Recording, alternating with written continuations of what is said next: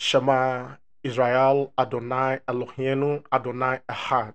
Hear, O Israel, the Lord our God is one. I welcome you once again to this episode, which I have dubbed Push It. Today, I just want to speak to someone that it doesn't matter what you are going through, be it a worker, be it a fellow person, it doesn't matter your field of work. Especially to the men of God out there, I say push it. Just pray until something happens. Push it. Keep moving.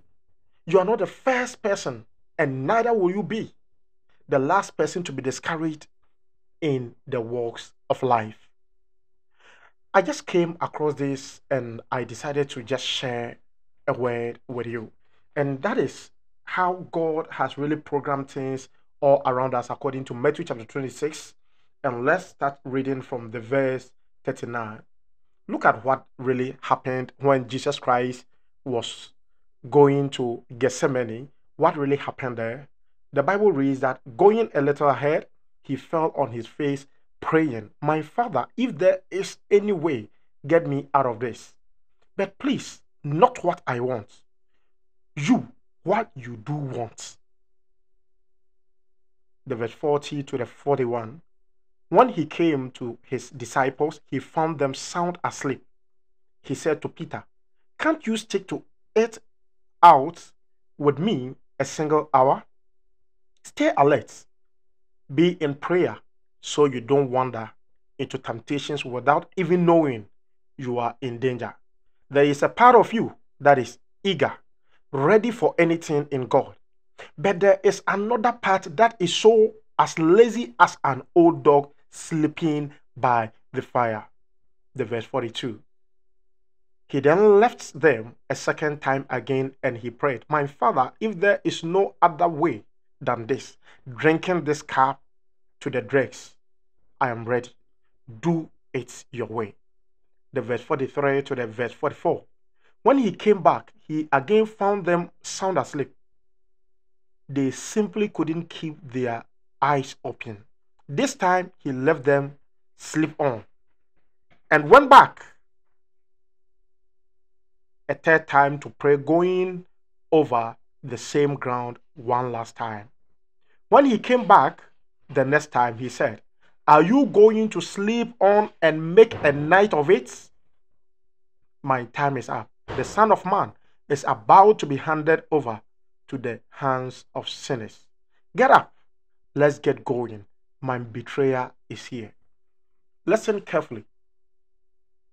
Jesus Christ had to go the third time, asking God, "God, if it is possible, let this cup pass by."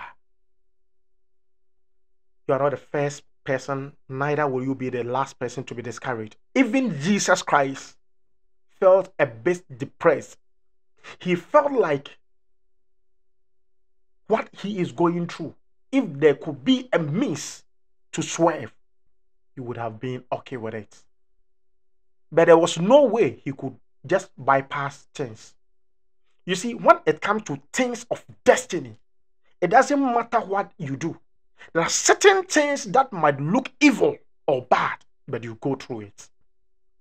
There are times of hard decisions that you might go through, but keep pushing.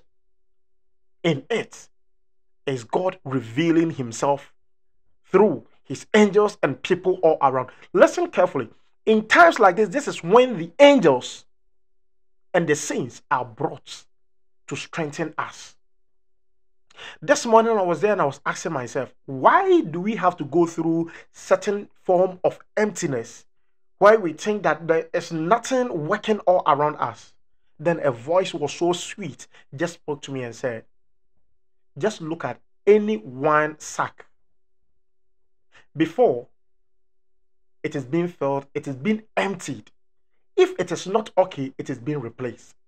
So I am asking you, if the wine has been taken away and you are not feeling the taste of it, you are not feeling how things are just supposed to be around you, how you used to enjoy things is normal.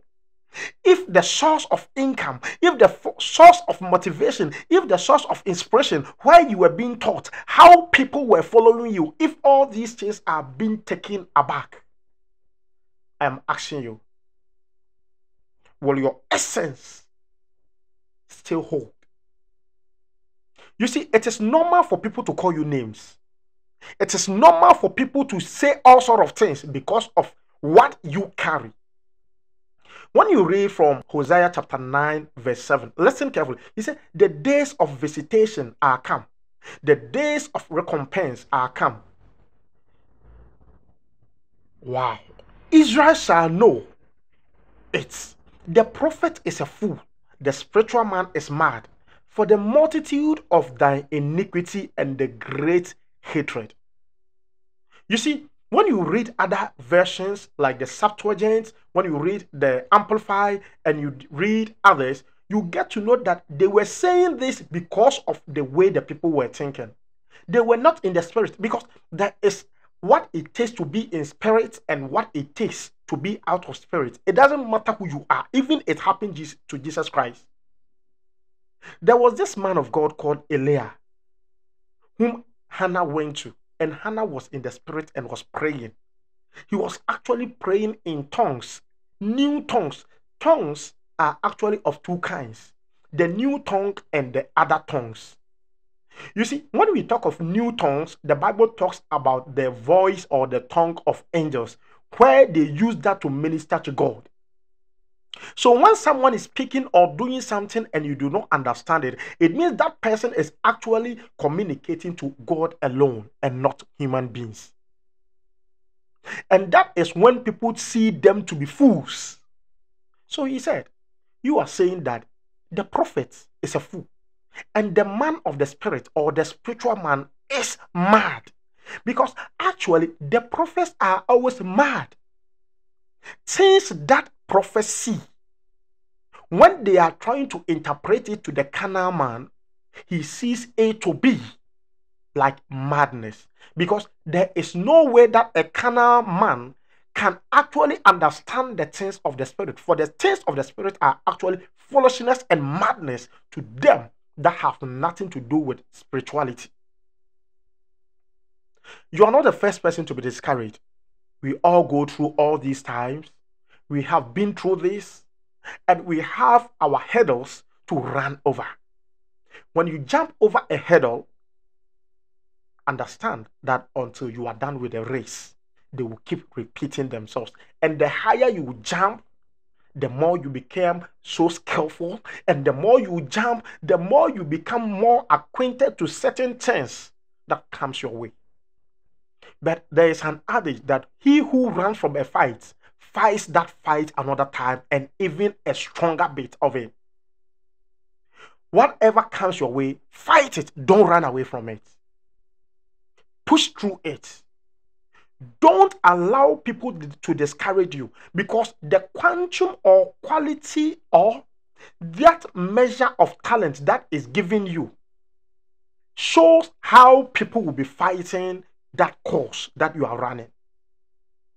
I don't think that if you are going to beat a small child, you just go with great men like macho men and people of great stature. No. But when you are going to a strong man's house, that is when you go with all that form of accoutrements and various weapons, because you know that where that person is so great. So when you see that the weapons against you are so great, that should really tell you that your cause is different and is of a higher standard. Don't ever by any means in your destiny walks let anyone discourage you. There is a means by which God does wondrously for his people. Even Jesus Christ at a time said, if it was possible, let this cup pass by me. Push it. You are not the only person. It was this same Jesus Christ, when this same Peter that he's speaking about M2 said, we will not allow you to die. He said, Satan, get thee behind me. He was so spiritual. He was so spiritual. He knew of the quantum of spirituality and the level at which he himself, Jesus Christ, on earth as Jesus, was carrying. Because when Jesus Christ was on earth, he was actually the Jesus of the land. And until he went to the cross, he was Jesus.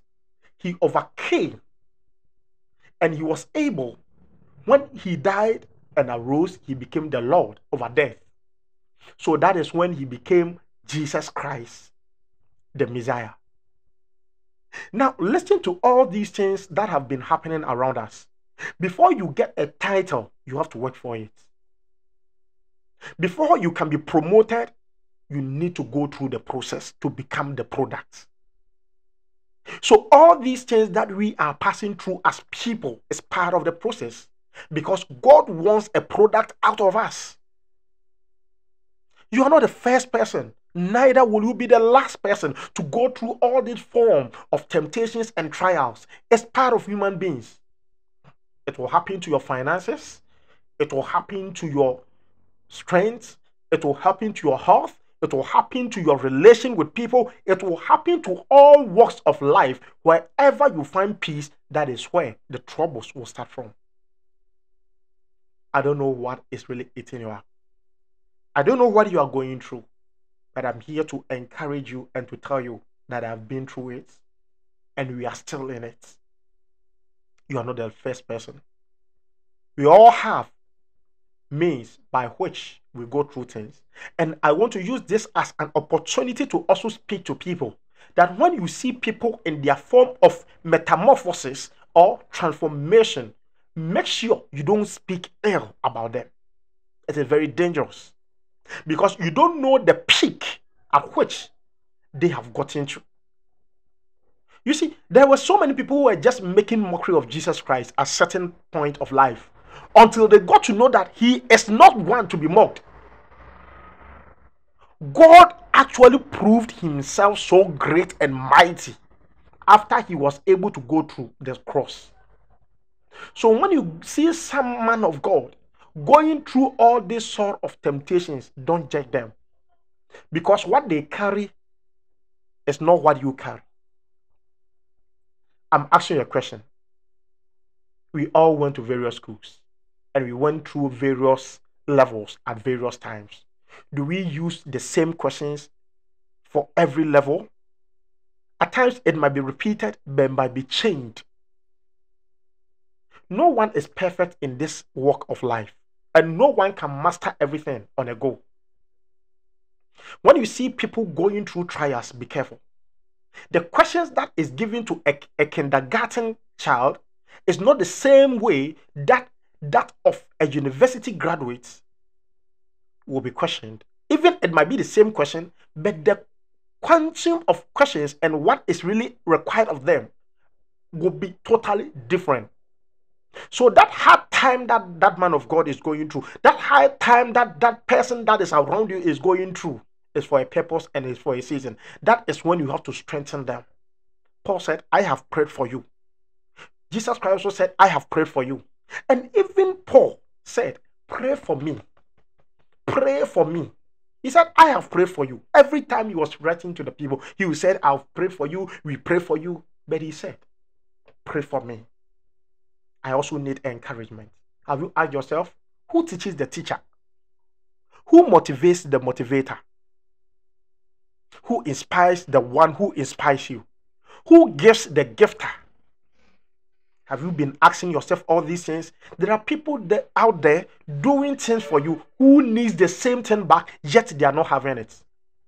To be a good giver does not mean having more, but knowing the extent to which it is needful to give to others when in times of need. It's not easy to be a giver. So I always say, God bless every giver.